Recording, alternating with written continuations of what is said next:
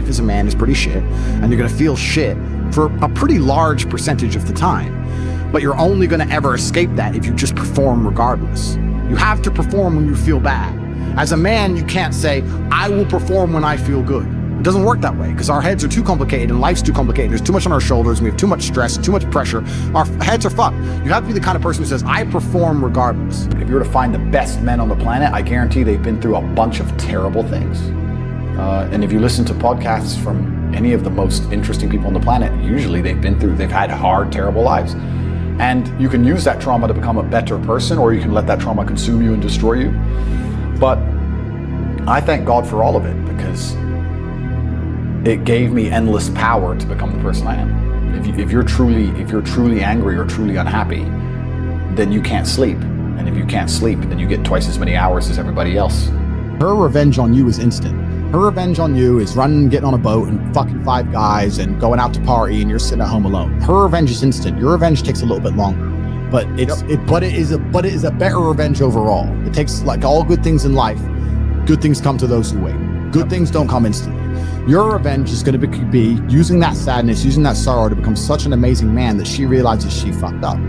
Every single one of my exes realizes they fucked up. There's not a single person who's close to me whose life would be better if I wasn't in it. Every single one of my exes looks and goes, I wish I had top G still now. I just text my boyfriend my problems. He can't fix them, but Andrew fucking good. I'm sitting here on economy, Tate's on his jet. I fucked up. And so if you get to take that sadness and sorrow and truly become the man that you know you can become, then your victory comes. It's maybe a little bit delayed, but it certainly and utterly is coming, and you should be excited by that. You need to look that there will be a day where she regrets the decision she made. There will be a day where she understands that she fucked up and her life would have been better if she kept me. And I'm going to prove it to her. When bad things happen to me, You love it. I kind of enjoy it. And I think that maybe it's perhaps I just enjoy it for the story. Perhaps my whole life is not about trying to find comfort, it's trying to find challenges, and it's trying to find stories. I'll be very honest with you. Even in jail, my brother and I kept saying this is probably the best story, one of our best ever stories. That's what life is about to me. And if you were to say to me right now, Andrew, do you want to spend a year living in comfort and flying around the world and sleeping with girls and doing whatever, or do you want to spend a year in a jail in Mongolia? I'd probably choose the jail. Maybe I'm a sadist. Maybe I'm nuts. But for me, it's all about the challenges. It's not about the comforts. That's what I'm interested in. And I want to have stories to die with. Life, the purpose of it is to learn, and it is to struggle, and it is to suffer. And I don't think that we are put on the planet to be happy. I actually genuinely believe we are put on the planet to learn things and to struggle and to genuinely suffer. I think that life is suffering. And I'm not saying this in a negative way. I think that if you want to be any kind of man of caliber, your life needs to be full of suffering. If you don't have that story of pain, you don't have a story at all. It's just the way the world works. You're not going to be a credible man who is respected if you don't have a bunch of pain and problems in your past.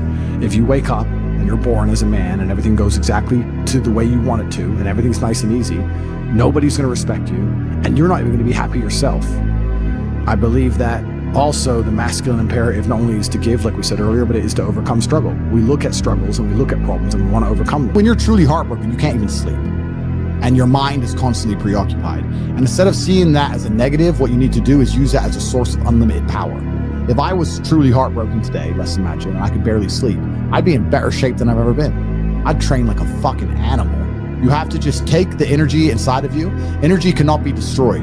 It can only be converted, whether it's heat into light or momentum into friction or however you want to put it, right? Energy cannot be destroyed. It can only be converted from one form to another. And you have to look at that and understand that the sadness inside of you is energy. You can't destroy it, but you can convert it into something else which is constructive. And you just have to suck it up, buttercup, and get over it. And there's no other way to do it. And obviously having an abundance of women makes that easier, but I wouldn't even put it that way. I'd say if you were with a woman and you lost her and you're now lonely and she's going to be moving on and you're absolutely not heartbroken and you're destroyed inside, I understand how difficult that is, but now you have genuine sadness inside of you, which is unlimited motivation for you to become a fucking beast, become an animal. And by the time you're finished becoming an animal, you won't care anymore. So if you really want to cure yourself, you just say, I'm going to get a 6-pack and I'm going to get bigger arms. And by the time my arms are this size and I have a 6-pack, then I'm going to think about that bitch, and you'll realize you don't give a shit about her anymore. Think about the biggest transformative stages in your life. Think about the times you got the most work done. It was a bad part of your life. You were heartbroken, or you lost a house, or broke, or whatever. That's when you did shit. When everything was fine, when the woman's still sucking dick, the mortgage is paid, dinner's on time, It's kind of doop-de-doop-de-doo, little by little, do a little bit of work, do a little bit of relax. But the big events come from trauma. This is it. So it's a cheat code. It's a cheat code to climb the mountain. Adult happiness for me is just a lack of absolute sorrow. Like, there's no such thing as cold. There's only a lack of heat. Scientifically, cold doesn't exist. Heat exists, and a lack of heat creates cold. Well, I think it's the same thing with happiness. There's no such thing as happiness. There's just a lack of sorrow.